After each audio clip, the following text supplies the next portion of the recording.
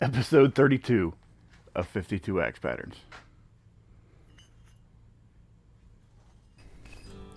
I'm Ed with Redbeard Knife and Tool, and this is my story about the intricacies of restoring and hanging 52 different axe patterns. There's something intimate about bringing an old axe back to life. Some have been through a lot, and some haven't. And giving them a new purpose, whether it's hanging them on a wall or putting them back into service, I get to change their history. Every axe has a story.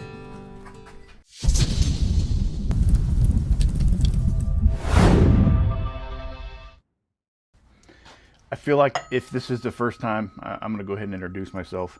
My name's Ed. I'm with Redbeard Knife and Tool. I work out of my garage and I make knives and restore axes. This is a cruiser pattern axe. I would say it's probably a paper label Plumb. That's my guess. And somebody soaked it in vinegar. You know, I can't say that that's a no-no in the axe restoration world. It's definitely not, probably not the best process. If that's the only process that you have at your disposal, by all means, just be careful with it. But it leaves a lackluster finish to your axe. So in this episode, other than hanging it on this pretty sweet Whiskey River 28 Crew, CRU, as in cruiser handle, I'm going to show you how to bring the luster back in this. So, so typically cruiser axes are like 2 1/4 to 2 3/4 pounds. Usually no more than 3/4. The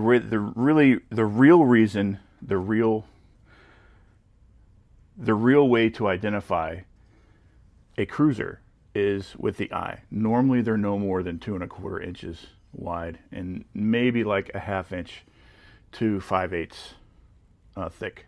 So we're going to hang it on this Whiskey River 24 CRU, and for now it looks like all I have to do is thin out this handle. Let's get a quick weight on this axe head. It is 2 pounds 8 ounces, so right at 2.5 pounds. So we're going to get it hung on this 24 CRU. So like I said, all I really have to do is thin it out right now, just to kind of see how it needs to go, and then we'll go from there.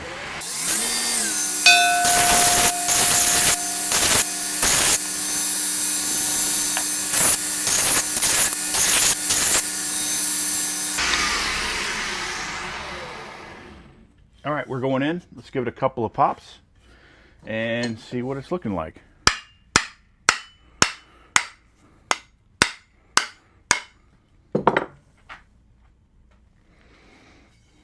All right, we got to go in all the way up to the bottom of the kerf, and like I mentioned before, that's usually where they stop because the kerf compresses, and this is where the kerf can't compress anymore, and it's getting down to the solid part of the wood. So we're going in a little more than halfway, and yeah, we're just going to keep going from here.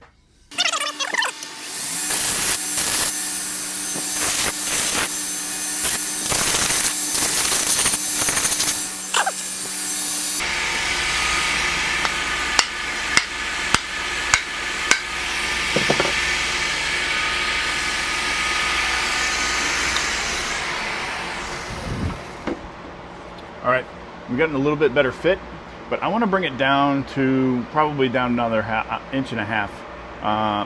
That would be where I'm comfortable. That'll leave it about, I don't know, 3/4 of an inch of shoulder left. But we're going in. We got about another 1/2 inch before it starts crowning, and yeah, we're just going to keep walking it down. If you look here, we got really good compression all the way around. We're just going to keep bringing down that line.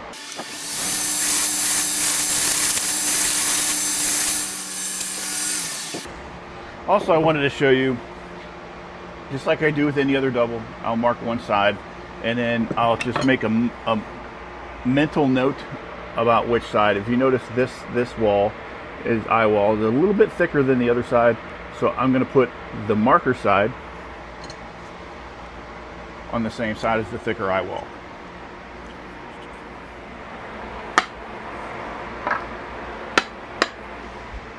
However you want to do it, that's how I do it.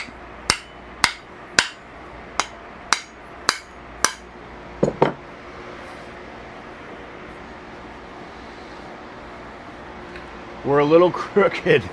I'm going to set one end on my log. See if we can get that straightened up.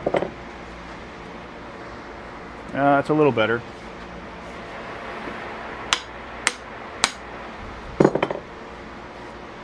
Yeah, that's better. So now we're at about a 1/4 inch, and we're just going to keep 1/4 inch from crowning the top, but we're just going to keep going. Yeah.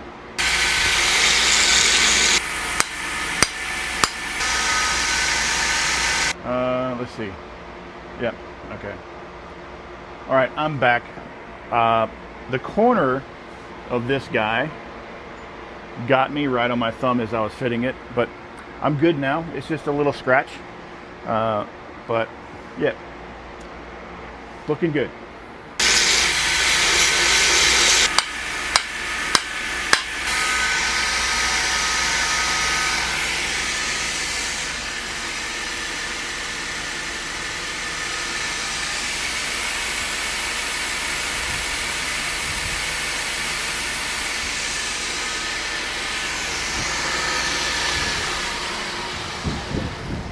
You know what?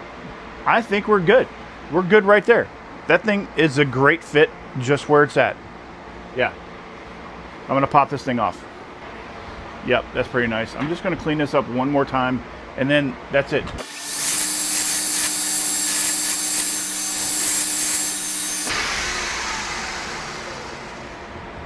I'm going to go sand this down, torch it, and get it ready for iron acetate.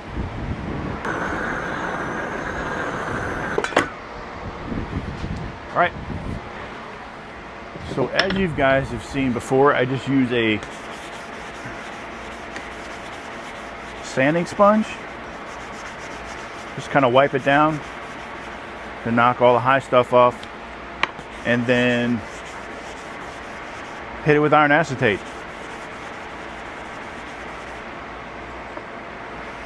If you don't know how to make iron acetate, I will link it in the description below. I do have a video on making that stuff. If you remember, this thing was, I guess, vinegared. That's why it's leaving that lackluster finish. It's nice and dull, flat, and you can also see the heat treat lines. That's a good indication that it was vinegared, because it affects the high carbon steel a little bit more. Not that it's a problem though, but you know, it happens. So what I'm going to use is a paint stripping disc, otherwise known as a biscuit wheel, on a grinder. So that's what I do. It takes off the top finish of oxidation, and it gets back to the good steel that's underneath the oxidation.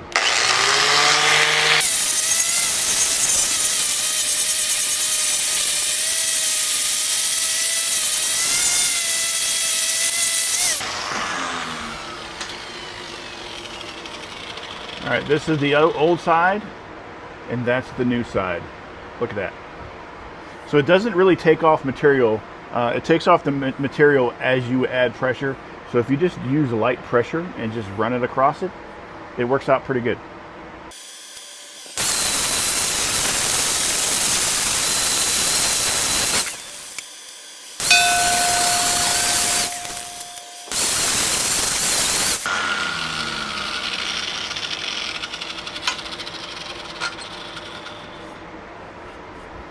All right, look at that. Now I'm going to hit it with my wire wheel, and that should give it a little bit of final finish to finish it up really nicely.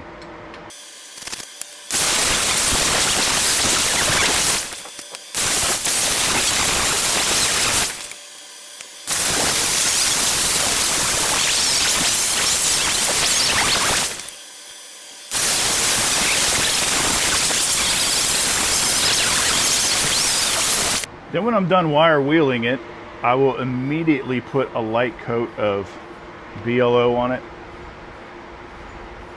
That way it seals it in as it cools down.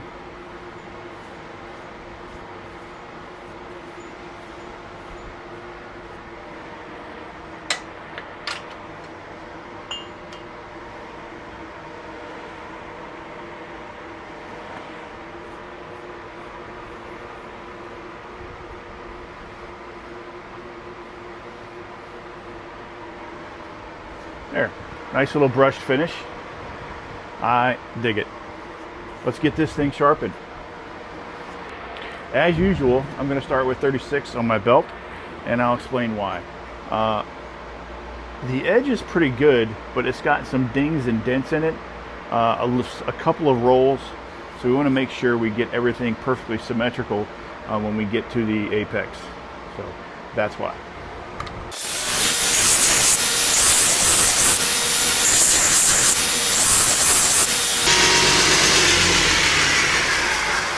All right, we got the burr there, and we got the burr on the other side. So now we're going to move on to 80, 60, then 80, then 120, and then I'm going to put a user edge on it, so we're going to go straight from 120 to the conditioning belts. And with that, we're going to blow right through it.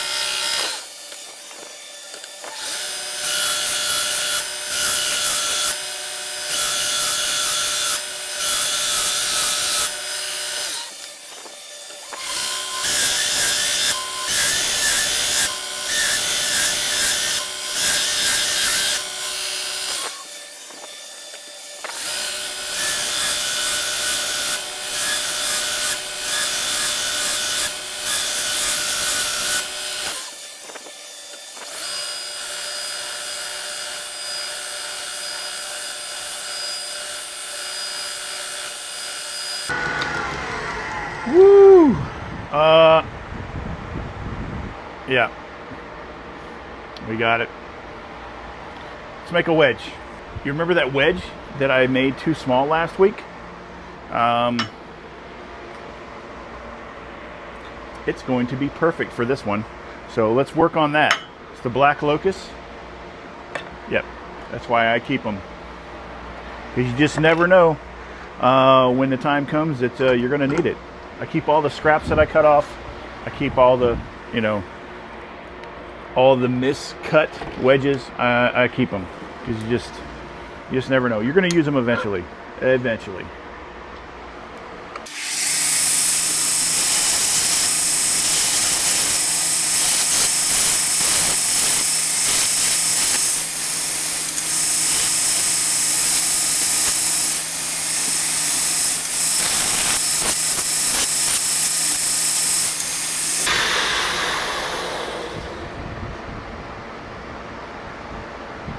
Yep. And I got the handle. And we're ready to hang an axe. All I got to do is wipe this down again with the sanding sponge. Can you guys see? Yep. And I turned off my big fan already, so you guys don't have to listen to that.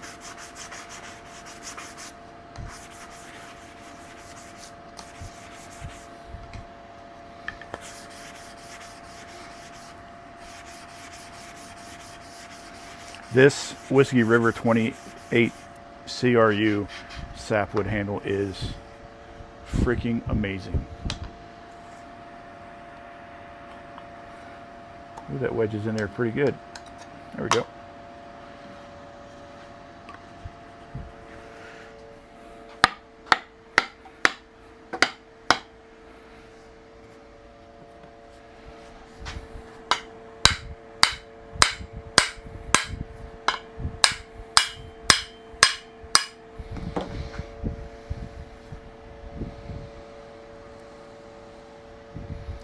like it's a little bit off. Just a touch. Yep, that's good. That's good. All right, I gotta go get my BLO, and then we'll be ready. And my wedge banger. Might need that. All right, let's get that in there and sit there for a second. Probably don't need it there very long.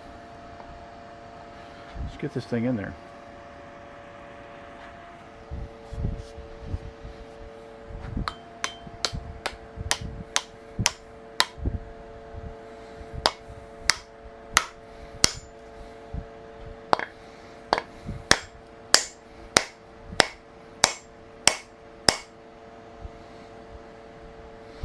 Get the wedge cracked right along the line.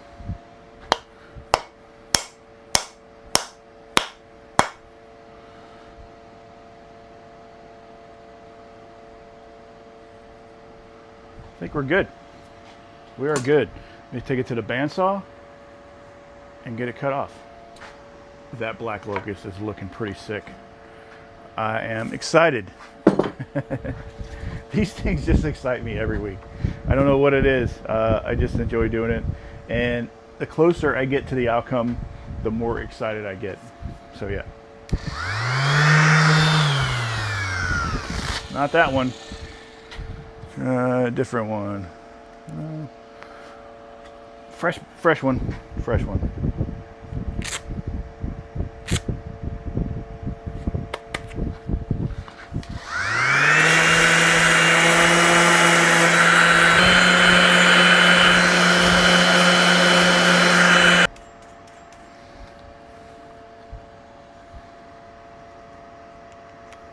Just a little, right there. A little bit right there. A little curl on the wedge right there.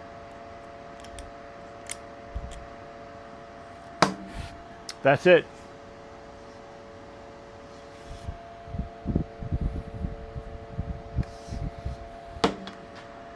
What do you say we oil this thing? I had to take a sweat wipe break. Y'all are lucky I like you, because man, it's 86 degrees and it's like 11 o'clock at night. It's just ridiculous. I can't wait till wintertime. New bit. Try a different one. I busted a rubber. Busted a rubber. Yeah. Anyway, yeah, I can't wait till wintertime, because the weather down here is not fat kid weather. That's all I can say. So let's oil this wedge.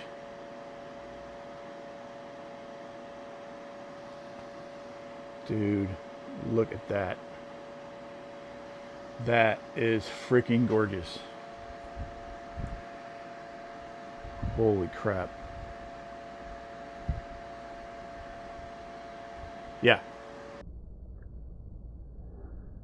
Pretty amazing. Let's get the handle oiled.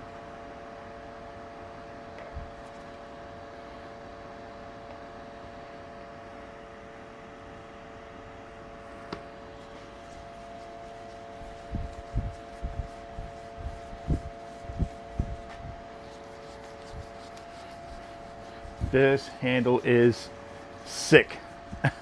Dude. Oh man. Look at that. Can you guys see? Here, move it over there that we can see the head behind the TV. Yeah. Not too dark. It kind of fits the lighter tone of the steel. Yeah.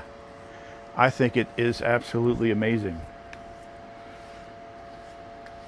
So as the BLO, and I have experience with this, as the BLO polymerizes on the head, it's going to start turning the head like a brownish color, which isn't terrible.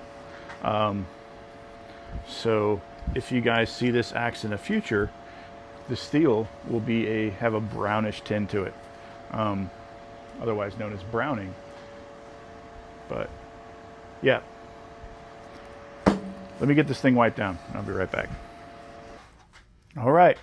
Episode 32 of 52 Axe Patterns is in the books with this really nice paper label Plumb Cruiser, right, with a black locust wedge hung on a super gorgeous 20 I keep want to say 28 inch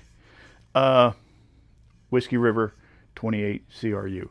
It's basically their heritage line of heritage handles for the cruiser handle.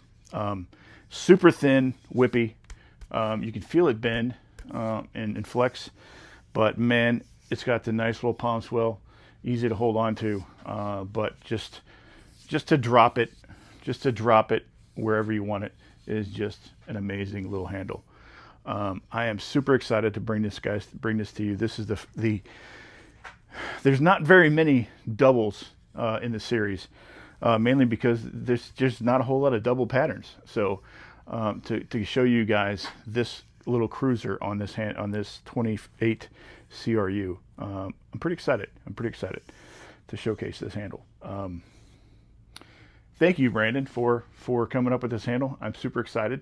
I really like this handle and the design. It's just pretty top notch. Anyway.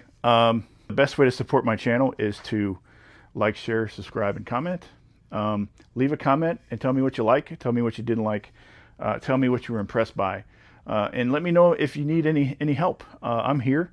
I will be more than happy to share my knowledge to whatever extent you need to. But I appreciate you guys hanging out with me. And I'm just thankful. That's it. That's all I got. You guys have a good night.